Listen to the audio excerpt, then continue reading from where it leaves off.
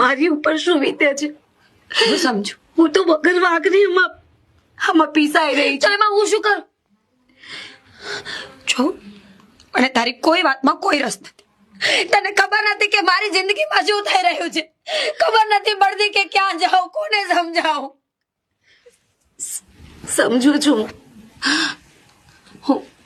હું કોશિશ કરીશ કે ઘરમાં બધાને સમજાવું, મનાવું, અને હા બધું આ જે અત્યારે તું કરી રહી છે ને એનું બધું કારણ આ લોકો જ છે.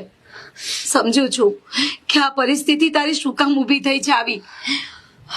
છોડીશ નહીં કોઈને, પણ હું મરીને પણ આ લોકોનો બદલો જરૂરથી વાળીશ.